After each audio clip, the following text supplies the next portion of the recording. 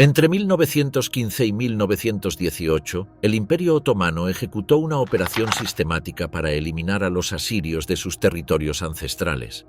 En nombre de la seguridad nacional y la homogeneización étnica, las autoridades planificaron deportaciones masivas, masacres organizadas y la destrucción total de su estructura religiosa, cultural y demográfica. Los asirios fueron considerados una minoría cristiana inasimilable. No contaban con representación política, ejército propio ni apoyo internacional efectivo. Las marchas forzadas hacia Persia, las ejecuciones colectivas en Diyarbakir y los asedios en aldeas montañosas redujeron su población a menos de la mitad en apenas 3 años. El exterminio se complementó con la destrucción de manuscritos, iglesias y cementerios, borrando siglos de historia documentada. ¿Por qué los asirios fueron considerados un enemigo interno? ¿Qué papel tuvo el nacionalismo turco en esta limpieza étnica? ¿Y por qué, más de un siglo después, este crimen aún sigue sin ser reconocido? Raíces en peligro, la persecución milenaria contra los asirios. En las montañas del sureste de Anatolia, donde los ríos Tigris y Éufrates han tallado valles profundos durante milenios, habitaba un pueblo cuyas raíces se hundían en la memoria más antigua de Mesopotamia. Los asirios, herederos directos de civilizaciones que una vez dominaron el mundo conocido, conservaban en el siglo XX una identidad forjada por la fe cristiana, la lengua aramea y una persistente voluntad de supervivencia. Sus aldeas se extendían como constelaciones dispersas a través de regiones que hoy conocemos como el norte de Irak, el sudeste de Turquía, el noroeste de Irán y el noreste de Siria. No eran un pueblo unificado políticamente, sino una red de comunidades unidas por lazos religiosos y lingüísticos que habían resistido invasiones, conquistas y transformaciones de imperios durante más de 1500 años. La fe cristiana había llegado a estas tierras en los primeros siglos después de Cristo, estableciendo raíces tan profundas que sobrevivieron al ascenso del Islam, las cruzadas, las invasiones mongolas y la expansión otomana. Los asirios se dividían en varias denominaciones cristianas: la Iglesia Asiria del Oriente, conocida también como la Iglesia Nestoriana, la Iglesia Ortodoxa Siria, con sus antiguos ritos en lengua siríaca, y una menor representación de la Iglesia Asiria Católica, que había establecido vínculos con Roma en siglos posteriores. Cada denominación mantenía sus propias tradiciones, sus propios patriarcas, sus propios monasterios. Sin embargo, todas compartían el uso litúrgico del siríaco, una lengua derivada del arameo que había sido el idioma cotidiano en tiempos de Cristo. Esta continuidad lingüística y religiosa los distinguía claramente dentro del mosaico étnico del Imperio Otomano, convirtiéndolos en una minoría cristiana fácilmente identificable y, por tanto, vulnerable. Cuando el Imperio Otomano consolidó su dominio sobre estas regiones en los siglos XVI y XVII, los asirios fueron incorporados al sistema del Millet, una estructura administrativa que organizaba a la población por confesión religiosa en lugar de por etnia o nacionalidad. Bajo este sistema, los asirios gozaban de cierta autonomía en asuntos religiosos y educativos, pero estaban subordinados políticamente y sujetos a restricciones legales que los marcaban como ciudadanos de segunda clase. El estatus de dhimmi que se les otorgaba significaba protección a cambio de sumisión. Podían practicar su fe, construir lugares de culto con autorización especial y manejar sus asuntos internos a través de sus líderes religiosos. Pero esta protección tenía un precio: el pago de impuestos especiales como la cizye, que gravaba específicamente a los no musulmanes, la exclusión de cargos administrativos importantes y la prohibición de portar armas, montar a caballo en presencia de musulmanes o construir edificios religiosos más altos que las mezquitas circundantes. Durante el siglo XIX, las reformas del Tanzimat intentaron modernizar el Imperio Otomano y, en teoría, otorgar igualdad legal a todos los súbditos sin distinción religiosa. Sin embargo, la implementación de estas reformas fue desigual y frecuentemente saboteada por autoridades locales que veían en la tradicional subordinación cristiana un orden natural que no debía alterarse. La violencia estructural contra los asirios se manifestaba en múltiples formas. Las confiscaciones de tierras eran comunes, especialmente en las zonas más fértiles donde las comunidades cristianas habían desarrollado agricultura próspera. Los trabajos forzados constituían otra forma de opresión sistemática, con hombres asirios reclutados para proyectos de construcción sin remuneración adecuada. La educación se convirtió en otro campo de batalla cultural, con escuelas asirias progresivamente restringidas y la enseñanza del siríaco prohibida en muchas regiones. El año 1895 marcó un punto de inflexión devastador. Una serie de pogromos coordinados por milicias kurdas y tolerados por funcionarios otomanos cegó la vida de decenas de miles de cristianos.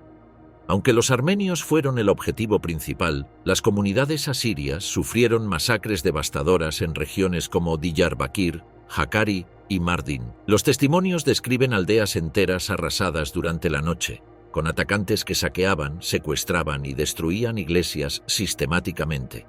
Los ataques de milicias kurdas se intensificaron durante las 2 décadas siguientes.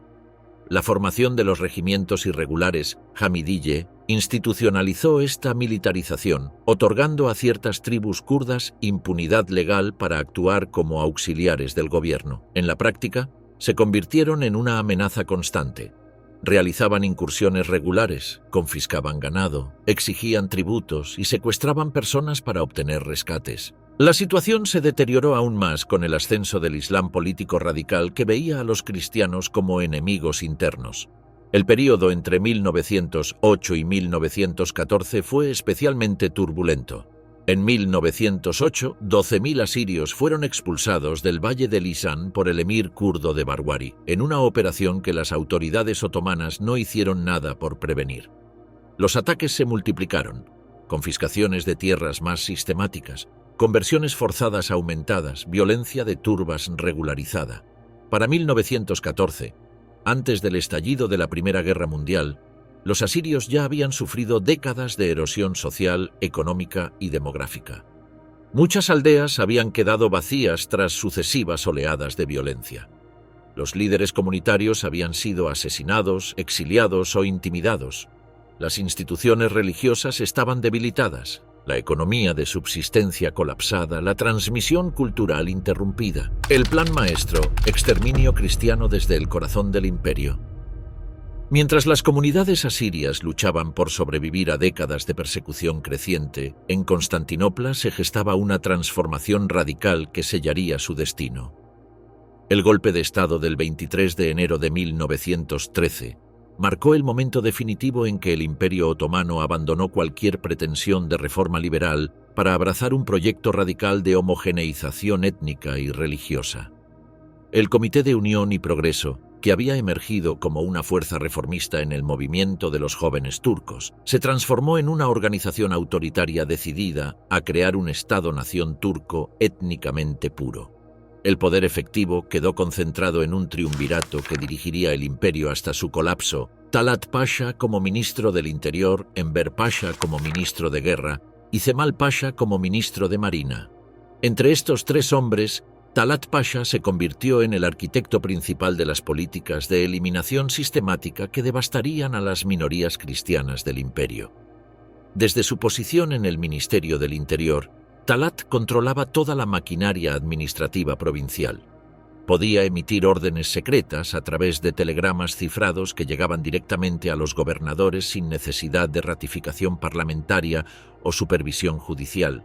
La ideología que sustentaba estas políticas había sido formulada por intelectuales del partido como Ziya Gökalp, quien promovía una síntesis entre nacionalismo turco e identidad islámica que excluía explícitamente a todos los elementos no musulmanes del cuerpo nacional. Esta visión representaba una ruptura radical con la tradición otomana de gobierno multiétnico que había caracterizado al imperio durante más de 600 años. El proyecto de turquificación del Estado requería no solo la eliminación de las élites políticas y comerciales no turcas, sino también la limpieza demográfica de vastas regiones que serían repobladas con musulmanes considerados asimilables.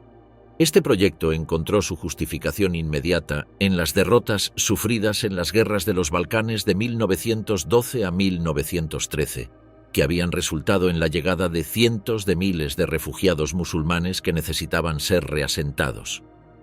La entrada del Imperio Otomano en la Primera Guerra Mundial como aliado de Alemania proporcionó la cobertura perfecta para implementar estas políticas radicales. El estado de guerra permitía justificar medidas extremas en nombre de la seguridad nacional, mientras que la censura y el aislamiento diplomático dificultaban la supervisión internacional. El 27 de mayo de 1915, el Parlamento otomano aprobó la Ley Temporal de Evacuaciones Forzosas, conocida como Teşhir Kanunu. Esta ley otorgaba al gobierno poderes extraordinarios para deportar a individuos o comunidades enteras consideradas peligrosas para la seguridad del Estado. Aunque su redacción era deliberadamente vaga, en la práctica se convirtió en el instrumento legal que legitimó las expulsiones masivas de todas las comunidades cristianas de Anatolia Oriental. Las órdenes específicas se transmitían a través de un sistema de comunicaciones cifradas que conectaba el Ministerio del Interior con los gobernadores provinciales. Estas instrucciones no se limitaban a autorizar traslados temporales por razones de seguridad, sino que especificaban métodos diseñados para garantizar la destrucción permanente de las comunidades trasladadas. Una de las directivas más reveladoras estipulaba que en las zonas de reasentamiento no debían concentrarse más de 20 personas asirias en un mismo lugar. Esta restricción no tenía justificación militar aparente. Su único propósito era impedir que los deportados pudieran reconstituir sus redes familiares, religiosas o comunitarias. La fragmentación deliberada garantizaba que los supervivientes permanecerían aislados, vulnerables y culturalmente desarticulados. Otra instrucción, transmitida en agosto de 1915, especificaba que bajo ninguna circunstancia se debía permitir el retorno de los deportados a sus lugares de origen, independientemente del curso que tomara la guerra. Esta orden demostraba que las evacuaciones coercitivas no eran medidas temporales de seguridad militar, sino componentes de una política permanente de purificación étnica. Los documentos internos del gobierno revelaban el verdadero razonamiento detrás de estas políticas. Los asirios eran acusados de mantener lealtades divididas debido a su fe cristiana y su proximidad a las fronteras con Rusia y Persia. Se argumentaba que su religión los hacía naturalmente susceptibles a la influencia de potencias extranjeras cristianas, particularmente Rusia, que había mostrado interés en proteger a las minorías ortodoxas. Sin embargo, esta justificación de seguridad nacional encubría objetivos más amplios de reconfiguración demográfica. Los planificadores del gobierno veían en la guerra una oportunidad única para resolver definitivamente la cuestión de las minorías que había complicado la administración otomana durante décadas. La eliminación física o la dispersión de las comunidades cristianas permitiría crear un espacio geográfico homogéneamente musulmán y turco en las regiones estratégicamente importantes del imperio. Las comunicaciones internas entre funcionarios del gobierno revelan un lenguaje cada vez más radicalizado que describía a los cristianos como elementos extraños o contaminantes en el cuerpo nacional turco. Una circular enviada a la provincia de Bitlis en julio de 1915 declaraba que no debe quedar ningún elemento extraño en nuestras fronteras. La mezcla de sangre debilita al cuerpo nacional. La implementación de estas políticas requería una coordinación logística compleja. Se establecieron comisiones especiales de reubicación en cada provincia, encargadas de organizar los traslados, confiscar propiedades y asignar destinos. Estas comisiones trabajaban estrechamente con las autoridades militares locales y con la Organización Especial, una fuerza paramilitar creada por Enver Pasha y compuesta en gran parte por criminales liberados específicamente para estas tareas. Los bienes de los deportados eran inventariados meticulosamente antes de ser redistribuidos entre colonos musulmanes considerados leales al gobierno. Esta redistribución de propiedades no era caótica o oportunista, sino parte de un plan sistemático para alterar permanentemente la composición demográfica de las regiones afectadas. La planificación incluía también la negación deliberada de recursos básicos para la supervivencia de los deportados. Los convoyes carecían de transporte adecuado, provisiones suficientes o escolta protectora. Las rutas asignadas atravesaban frecuentemente terrenos inhóspitos durante las estaciones más extremas del año. Estas decisiones logísticas no eran resultado de negligencia, sino elementos calculados de una política diseñada para maximizar la mortalidad entre los deportados. Los informes de seguimiento enviados por Talat Pasha a los gobernadores provinciales solicitaban datos específicos sobre el número de personas reubicadas, sus condiciones de llegada, y la velocidad del proceso de limpieza en cada región. Un telegrama enviado por el gobernador de Mardin en julio de 1915 resume la lógica operativa. Los elementos reubicados han sido distribuidos según las instrucciones. No existen concentraciones, no existen caminos de retorno. La comunidad anterior ha dejado de existir. A medida que avanzaba 1915, las órdenes se volvieron más explícitamente letales. Los gobernadores provinciales recibían instrucciones de resolver definitivamente la presencia cristiana en sus territorios, usando un lenguaje burocrático que encubría órdenes de aniquilación total. Para finales de 1915, vastas regiones del Imperio Otomano habían sido completamente despojadas de su población cristiana. La maquinaria burocrática del Estado había demostrado su capacidad para organizar y ejecutar la destrucción sistemática de comunidades enteras con una eficiencia que anticipaba los métodos de exterminio que se desarrollarían en Europa décadas más tarde. Deportación como sentencia, el desplazamiento hacia la muerte. Cuando las órdenes de evacuación forzosa llegaron a las aldeas asirias del sureste de Anatolia en el verano de 1915, muchas familias creyeron inicialmente que se trataba de traslados temporales motivados por necesidades militares. Los funcionarios otomanos que supervisaban estas operaciones habían recibido instrucciones específicas de presentar estas medidas como precauciones de seguridad que protegerían a los civiles cristianos de los peligros de la zona de guerra. Las comunidades asirias fueron obligadas a abandonar sus hogares con apenas unas horas de aviso. Se les permitía llevar únicamente lo que pudieran cargar, algo de ropa, pequeñas cantidades de alimento y ocasionalmente objetos de valor personal que esperaban poder intercambiar por comida durante el viaje. Sus casas, tierras, ganado y posesiones familiares acumuladas durante generaciones quedaron atrás para ser inmediatamente confiscadas e inventariadas por las autoridades. Las caravanas de evacuación coercitiva estaban mal organizadas de manera deliberada.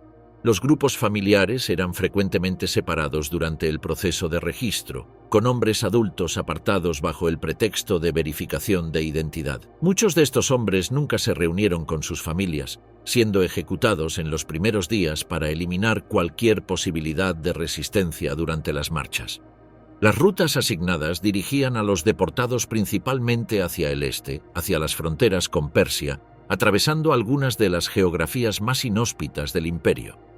Montañas que superaban los 2.500 metros de altitud, desfiladeros rocosos donde los caminos eran apenas senderos de cabras, y valles áridos donde el agua era escasa incluso en las mejores circunstancias. Los deportados marchaban durante el día bajo el sol abrasador del verano o las lluvias torrenciales del otoño y dormían a la intemperie durante noches que podían ser sorprendentemente frías en las altitudes elevadas. Los soldados escolta mantenían un ritmo que agotaba rápidamente a los deportados. No se permitían descansos prolongados, incluso cuando había personas enfermas, ancianas o mujeres embarazadas que no podían mantener el paso. Las condiciones sanitarias colapsaron rápidamente, convirtiendo cada caravana en un foco de epidemias.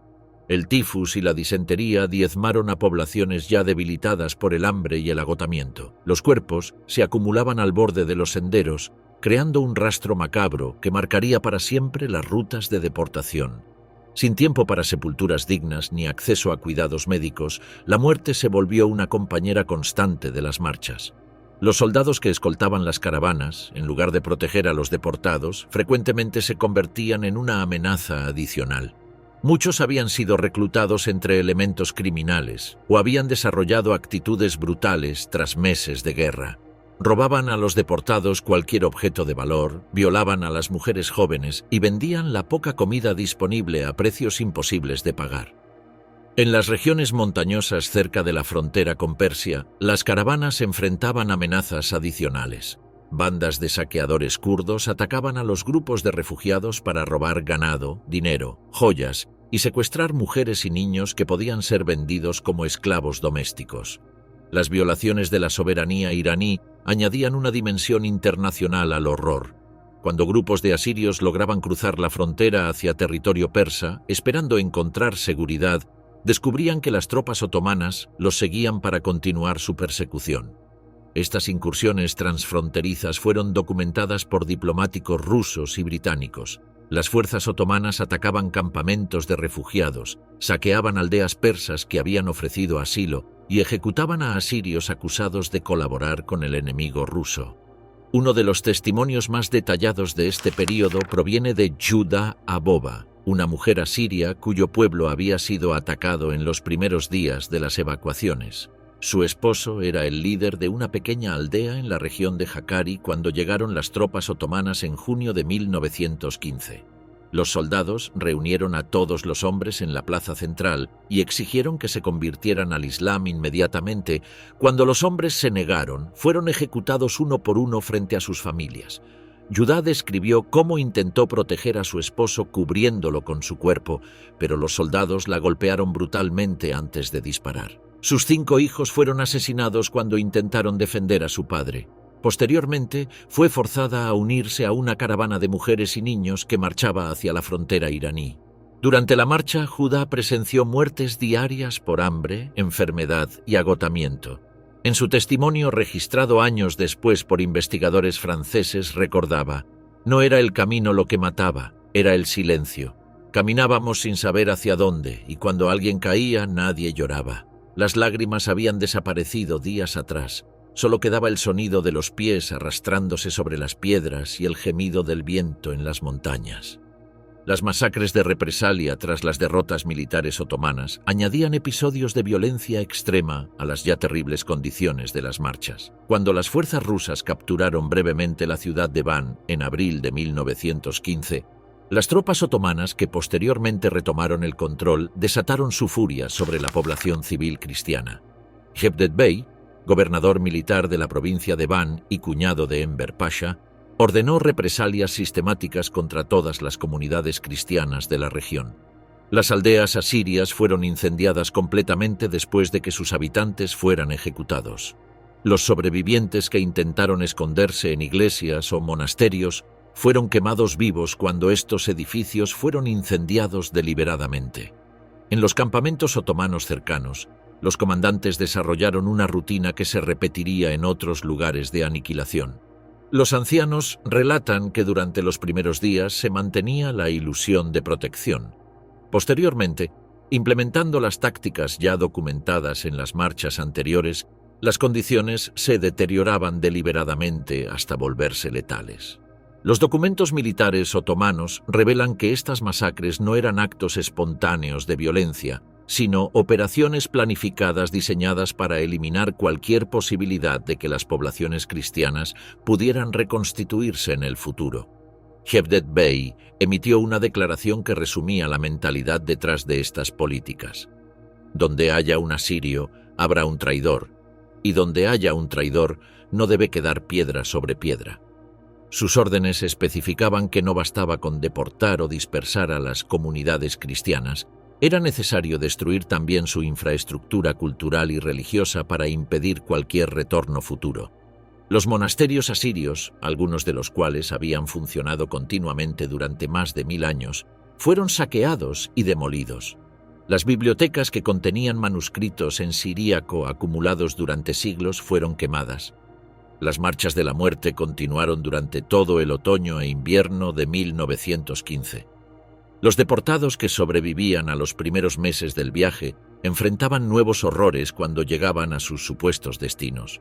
Los campos de concentración improvisados donde eran alojados carecían de refugio adecuado, suministros médicos o sistemas de saneamiento básico.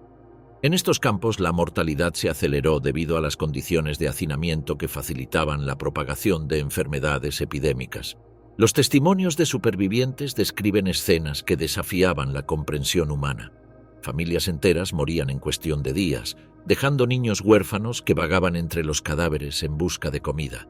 La documentación diplomática confirmaba que estas condiciones letales eran intencionalmente mantenidas por las autoridades otomanas. El cónsul alemán en Mosul reportó que las autoridades locales habían rechazado ofertas de ayuda humanitaria de organizaciones internacionales, argumentando que cualquier asistencia constituiría una interferencia en los asuntos internos del imperio. Para finales de 1915, la mayoría de las evacuaciones habían sido completadas o habían resultado en la muerte de la totalidad de los deportados. Las rutas estaban marcadas por miles de esqueletos blanqueados por el sol, testimonios silenciosos de una de las tragedias humanitarias más sistemáticas de la era moderna. Las regiones que durante milenios habían albergado comunidades asirias prósperas se habían convertido en paisajes vacíos donde solo el viento susurraba entre las ruinas de iglesias abandonadas. Resistencia desesperada. Los héroes de Hakkari, Asak y Ainwardo. Mientras las marchas de la muerte devastaban las llanuras de Anatolia Oriental, en las montañas de Hakkari se gestaba una respuesta que definiría la dignidad de un pueblo en su hora más oscura. Los asirios de estas regiones tomaron una decisión que los distinguiría para siempre. No caminarían silenciosamente hacia su destrucción. A diferencia de otros grupos étnicos del Imperio Otomano, los asirios no contaban con estructuras militares organizadas, partidos políticos nacionalistas o alianzas internacionales sólidas. Su resistencia nacería de la desesperación, se organizaría en torno a lazos familiares y religiosos y se sostendría con la determinación férrea de quienes no tenían nada más que perder. La sociedad asiria era fundamentalmente rural y tribal, estructurada alrededor de aldeas dispersas en valles montañosos que habían proporcionado refugio durante siglos. La autoridad se distribuía entre maliks locales que dirigían clanes familiares y patriarcas religiosos que mantenían la cohesión espiritual. Esta estructura descentralizada, que había sido una debilidad frente a las políticas gubernamentales coordinadas, se convertiría paradójicamente en una fortaleza para la resistencia armada. Mar Shimun Benjamin, el joven patriarca de la Iglesia asiria del Oriente, emergió como la figura central de esta resistencia improvisada. Había asumido el patriarcado en 1903, a los 12 años de edad, y había crecido observando el deterioro gradual de la seguridad de su pueblo.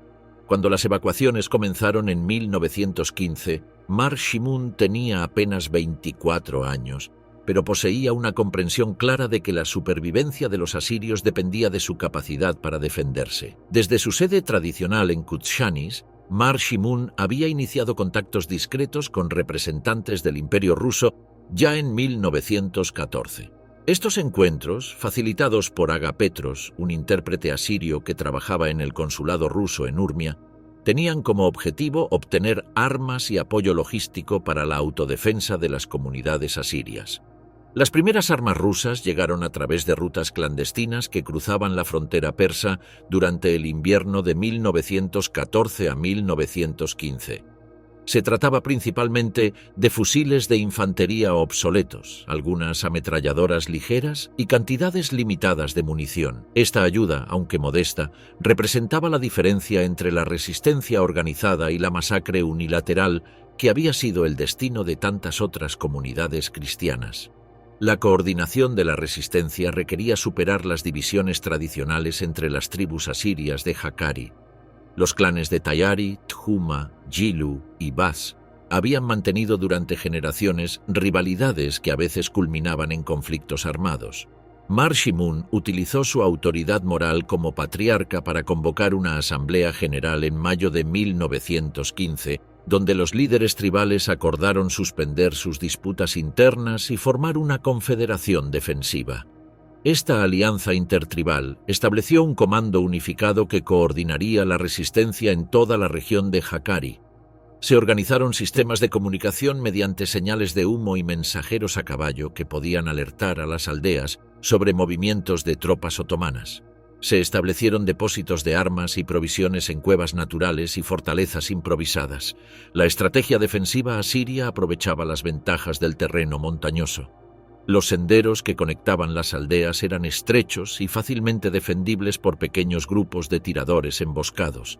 Las gargantas y desfiladeros podían ser bloqueados con deslizamientos de rocas. Las posiciones elevadas proporcionaban campos de tiro que permitían a los defensores atacar a las fuerzas enemigas mientras permanecían relativamente protegidos. La defensa de Ainwardo se convirtió en uno de los episodios más heroicos de esta resistencia. La aldea, situada en una posición naturalmente fortificada en el Tur Abdin, se había convertido en refugio para miles de asirios que huían de ataques en poblaciones vecinas. Para julio de 1915, más de 6.000 personas se habían congregado en un pueblo cuya población original era de apenas 200 familias. Gayo Shavo, el líder local de Ain Guardo, organizó la transformación de la aldea en una fortaleza. Las casas de piedra fueron conectadas mediante túneles y pasajes subterráneos que permitían el movimiento seguro entre posiciones defensivas. Las calles fueron bloqueadas con barricadas construidas con piedras, mobiliario y cualquier material disponible. Se cavaron trincheras alrededor del perímetro del pueblo y se establecieron puestos de observación en los techos más altos. La preparación defensiva involucró a toda la población refugiada. Los hombres construían fortificaciones y mantenían guardia armada. Las mujeres preparaban vendajes, cocinaban para los defensores y cuidaban a los heridos. Incluso los niños participaban llevando munición y agua a las posiciones de combate. Esta movilización total de la comunidad creó una determinación colectiva que sería crucial para resistir el asedio que se avecinaba. El ataque otomano contra Ain Guardo comenzó a mediados de julio de 1915. Las fuerzas atacantes incluían tropas regulares del ejército otomano, milicias kurdas irregulares y la temida organización especial de paramilitares reclutados entre criminales liberados.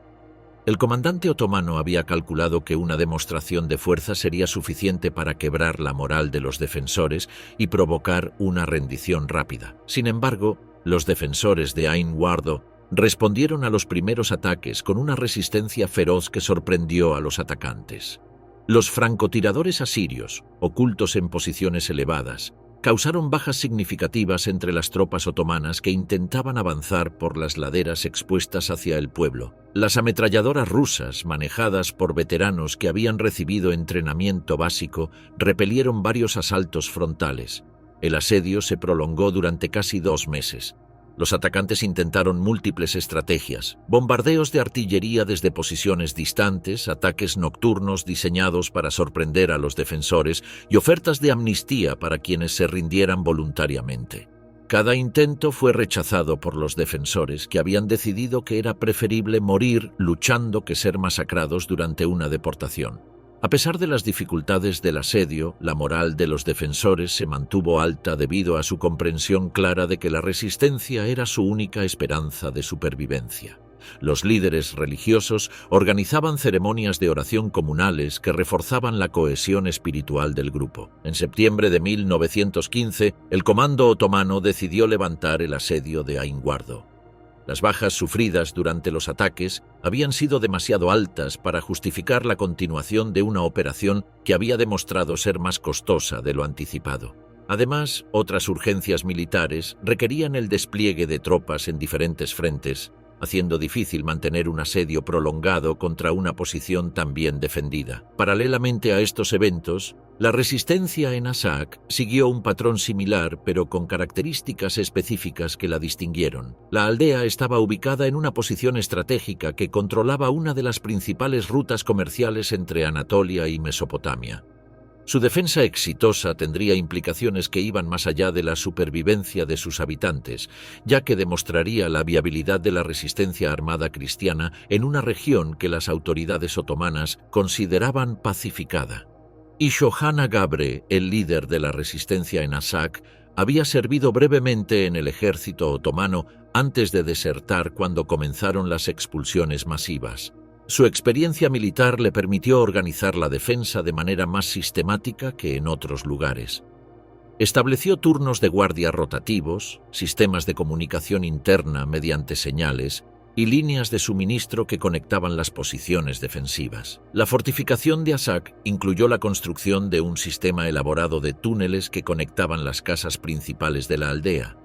Estos túneles permitían a los defensores moverse entre posiciones sin exponerse al fuego enemigo, concentrar fuerzas rápidamente en los puntos de ataque y evacuar heridos hacia áreas seguras. La red subterránea se convirtió en la columna vertebral de la estrategia defensiva. El asedio de Asak comenzó en agosto de 1915 y se prolongó hasta noviembre.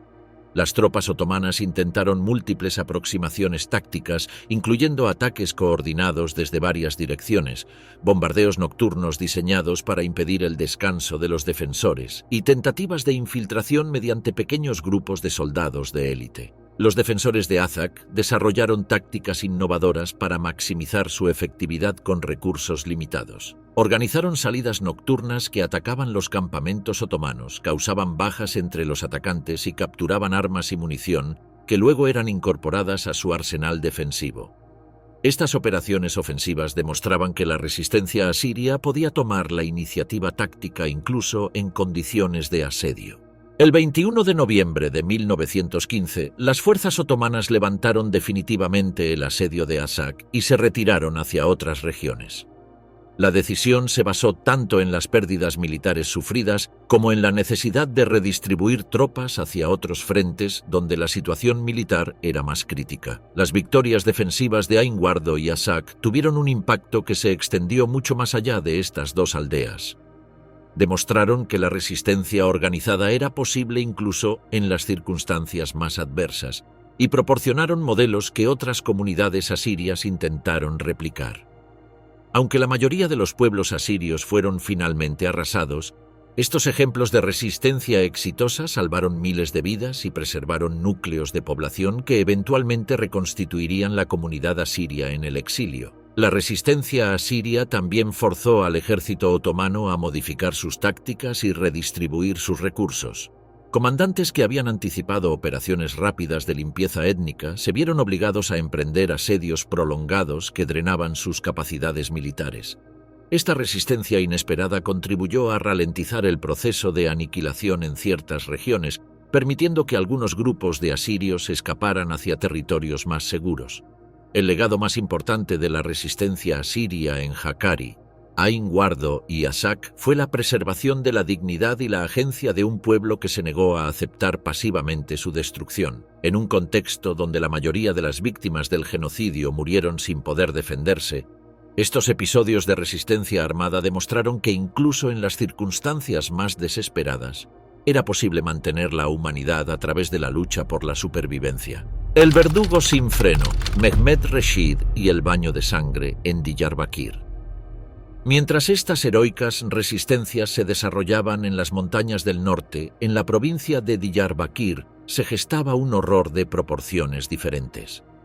En marzo de 1915, cuando Mehmed Reshid llegó como gobernador recién nombrado, trajo consigo una reputación que había sido cuidadosamente cultivada en los círculos del Comité de Unión y Progreso. Su designación no fue casual.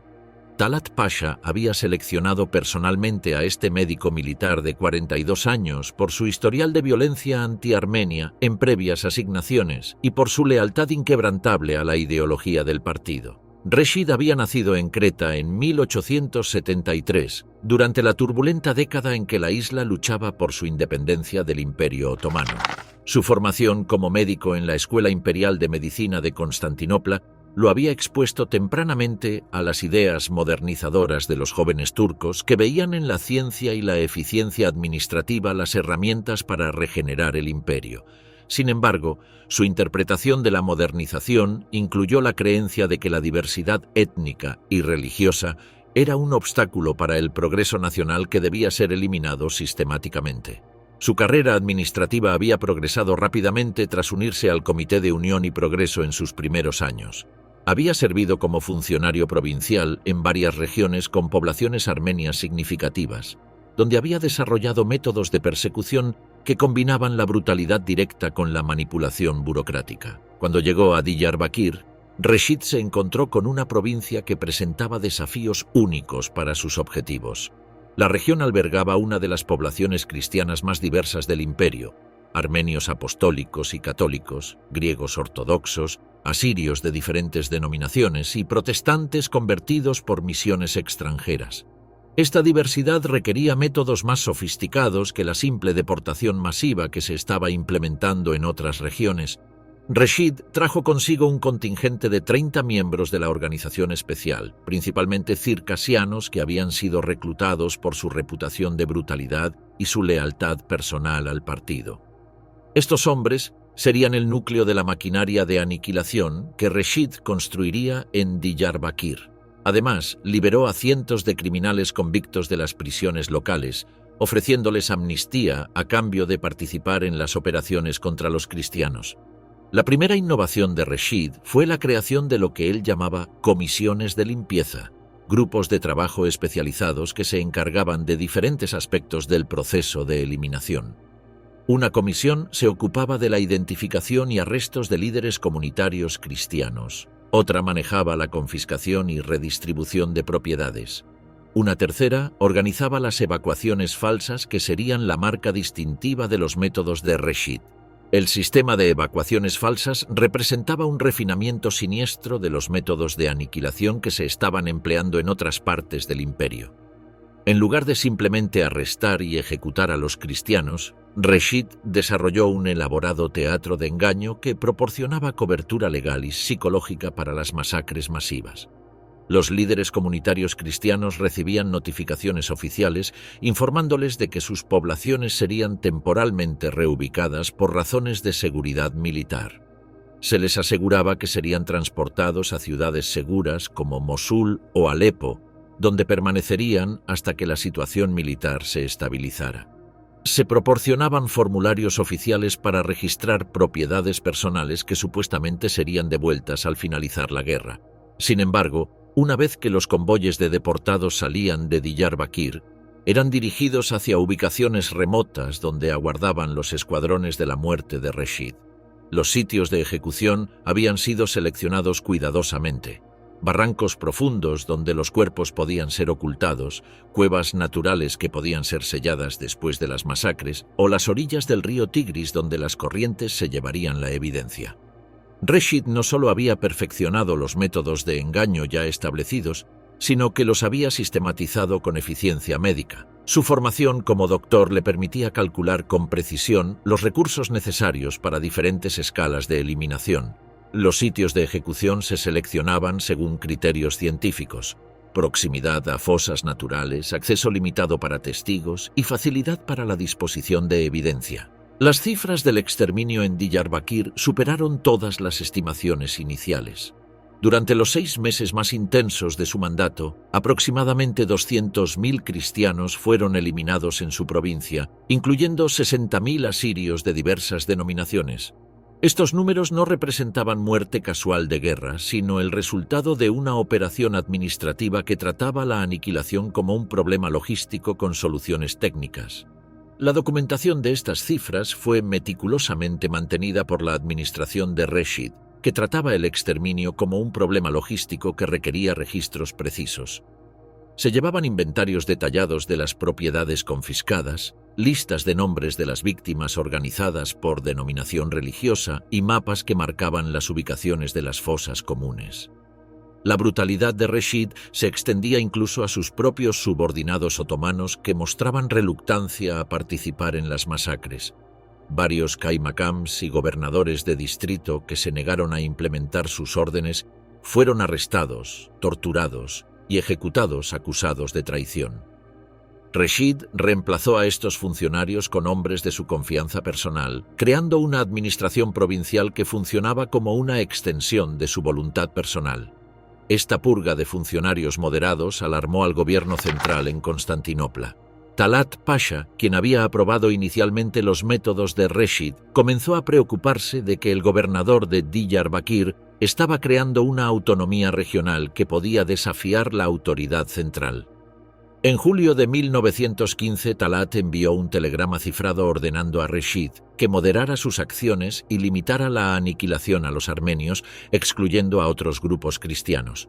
Reshid respondió a estas instrucciones con una insubordinación abierta que reveló la extensión de su fanatismo personal. Ignoró completamente las órdenes de Talat y continuó las masacres a un ritmo incluso acelerado. En comunicaciones interceptadas por diplomáticos alemanes, Reshid afirmó que su deber hacia la purificación de la patria estaba por encima de las órdenes de cualquier funcionario, incluyendo el ministro del Interior. Los testimonios de diplomáticos extranjeros proporcionan evidencia detallada de los métodos empleados por Reshid. El cónsul alemán Walter Rosler envió múltiples informes a Berlín describiendo las atrocidades que había presenciado.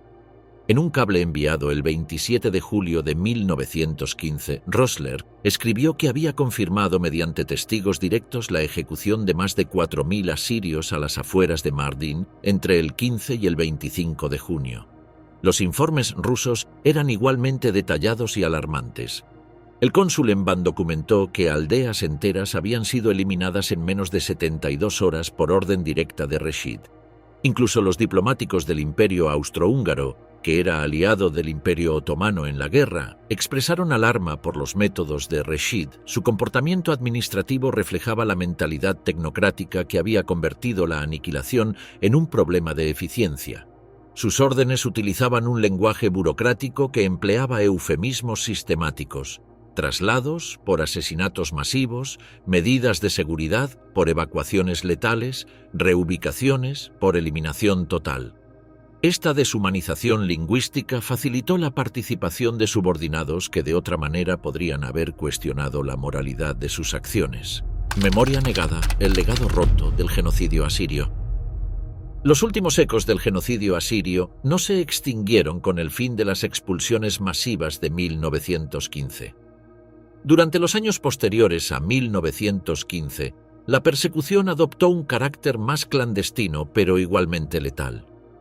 En lugar de las evacuaciones masivas coordinadas desde Constantinopla, las autoridades locales implementaron operaciones de limpieza final dirigidas contra pequeñas comunidades que habían logrado sobrevivir escondidas en regiones remotas.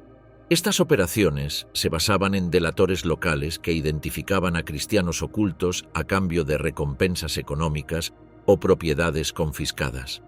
El asesinato de Mar Shimun Benjamin en marzo de 1918 simbolizó el fin definitivo del liderazgo asirio organizado.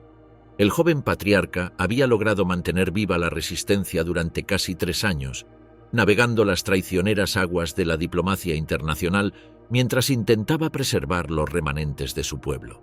Su muerte a manos del jefe kurdo Simko Shikak en territorio iraní no fue un acto aleatorio de violencia tribal, sino el resultado de una conspiración que involucró a funcionarios persas temerosos del separatismo asirio y a agentes otomanos que buscaban eliminar al último líder carismático de la resistencia.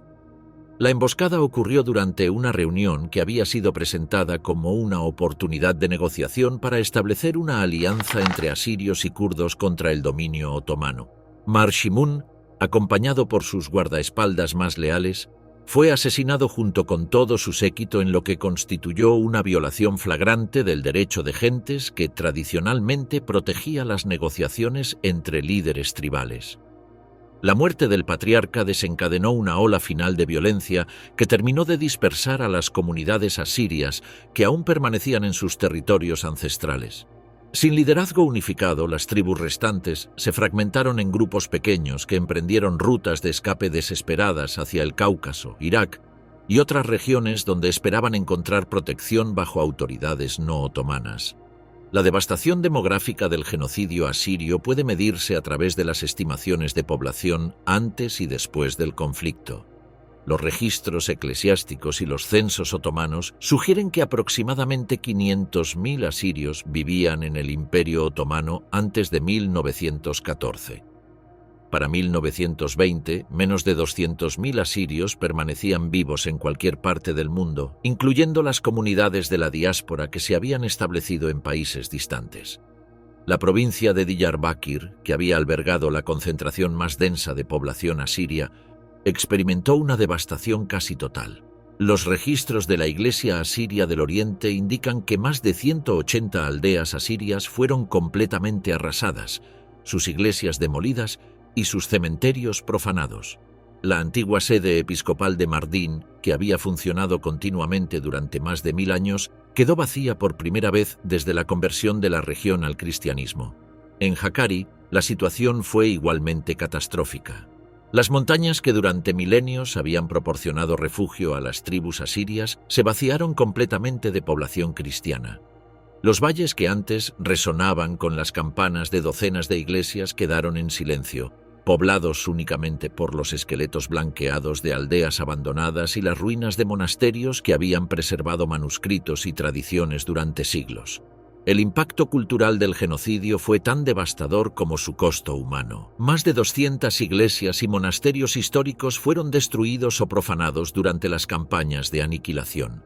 Muchas de estas estructuras databan de los primeros siglos del cristianismo y contenían frescos, manuscritos y objetos litúrgicos de valor incalculable para la historia del cristianismo oriental. Las bibliotecas monásticas, que habían preservado textos en siríaco y arameo durante más de 1000 años, fueron sistemáticamente destruidas. Manuscritos únicos que contenían literatura, teología, historia y ciencia asiria fueron quemados en hogueras públicas o utilizados como material de construcción. Esta destrucción deliberada del patrimonio intelectual asirio representó un intento consciente de borrar cualquier evidencia de la contribución asiria a la civilización mundial. La pérdida lingüística fue igualmente severa. El siríaco, que había sido el idioma litúrgico y académico del cristianismo oriental, perdió la mayoría de sus hablantes nativos. Los dialectos regionales del arameo que se habían desarrollado en aldeas específicas desaparecieron completamente cuando sus comunidades fueron exterminadas. El exilio masivo de los supervivientes asirios creó una diáspora global dispersa que enfrentó desafíos únicos para mantener su identidad cultural. Los refugiados que llegaron a Siria, Irak y otros países de Oriente Medio se establecieron en campos temporales que frecuentemente se convirtieron en asentamientos permanentes. Estas comunidades lucharon por reconstruir sus instituciones religiosas y educativas sin los recursos y la infraestructura que habían perdido. Los asirios, que emigraron a países occidentales como Estados Unidos, Canadá y Australia, enfrentaron presiones de asimilación que amenazaban la supervivencia de su identidad distintiva. Las generaciones nacidas en la diáspora frecuentemente perdían el dominio de las lenguas asirias tradicionales y gradualmente se alejaban de las prácticas religiosas y culturales de sus ancestros. Los intentos de obtener justicia por los crímenes cometidos durante el genocidio se enfrentaron con obstáculos legales y políticos insuperables. Los juicios organizados por las potencias aliadas en Constantinopla entre 1919 y 1920 fueron en gran medida simbólicos y se centraron principalmente en los crímenes contra los armenios. Los asirios, que carecían de representación diplomática internacional, recibieron mínima atención en estos procedimientos. El caso de Mehmed Reshid ilustra las limitaciones de estos procesos judiciales. Aunque fue arrestado y acusado formalmente de organizar masacres contra cristianos, su suicidio en prisión en enero de 1919 le permitió evitar el juicio y una posible condena. Su muerte privó a las víctimas de cualquier posibilidad de obtener justicia legal. La mayoría de los altos funcionarios del Comité de Unión y Progreso escaparon al extranjero antes de que pudieran ser arrestados. Talat Pasha, el principal arquitecto de las evacuaciones, huyó a Alemania, donde vivió en relativo confort hasta su asesinato por un vengador armenio en 1921. Enver Pasha murió en combate en Asia Central, nunca enfrentando responsabilidad legal por su participación en el genocidio. La naciente República de Turquía, establecida en 1923 bajo el liderazgo de Mustafa Kemal Atatürk, declaró nulos todos los juicios celebrados por los aliados y negó cualquier responsabilidad por los crímenes cometidos por el régimen de los jóvenes turcos. Esta negación oficial se convertiría en la política estatal turca durante el siglo siguiente. La lucha moderna por el reconocimiento del genocidio asirio comenzó durante la década de 1990, inspirada en parte por los esfuerzos armenios para obtener reconocimiento internacional de su propio genocidio. Las organizaciones asirias de la diáspora comenzaron a organizar campañas de concientización pública, investigación académica y presión política para documentar y publicitar los crímenes cometidos contra su pueblo. Estas campañas enfrentaron desafíos únicos debido a la fragmentación de la comunidad asiria y la falta de un Estado nacional que pudiera respaldar sus reclamos. A diferencia de los armenios, que eventualmente establecieron una república independiente que podía servir como plataforma para sus reclamos de reconocimiento, los asirios permanecieron como una minoría apátrida dispersa en múltiples países. Los esfuerzos de investigación académica produjeron gradualmente una documentación más completa de la extensión y naturaleza del genocidio asirio. Historiadores como David Gaunt, Hannibal Travis y Donald Bloxham compilaron evidencia de archivos otomanos, alemanes, rusos y británicos que confirmaba la sistematicidad y escala de las atrocidades cometidas contra los asirios. Esta investigación académica proporcionó la base para las primeras resoluciones parlamentarias que reconocían el genocidio asirio como un evento histórico distintivo. Suecia se convirtió en el primer país en reconocer oficialmente el genocidio asirio en 2010, seguido por Alemania en 2016, los Países Bajos en 2015 y Armenia en 2015. Sin embargo, estos reconocimientos permanecieron en gran medida simbólicos debido a la resistencia continua del gobierno turco. Turquía ha mantenido consistentemente que no existe evidencia legal o histórica de genocidio contra los asirios. El presidente turco Recep Tayyip Erdogan declaró en 2023 que el llamado genocidio asirio carece de base legal e histórica y afirmó orgullosamente que Turquía no necesita recibir lecciones de historia de nadie. La memoria del genocidio asirio se preserva hoy principalmente a través de monumentos conmemorativos, ceremonias anuales de recordación y programas educativos organizados por comunidades de la diáspora. Monumentos en Armenia, Australia, Bélgica, Francia, Grecia, Suecia, Ucrania y Estados Unidos sirven como sitios de peregrinación para asirios que buscan honrar la memoria de sus ancestros masacrados. Las ceremonias conmemorativas del 24 de abril, que marca el inicio tanto del genocidio armenio como del asirio, se han convertido en eventos anuales importantes en las comunidades de la diáspora.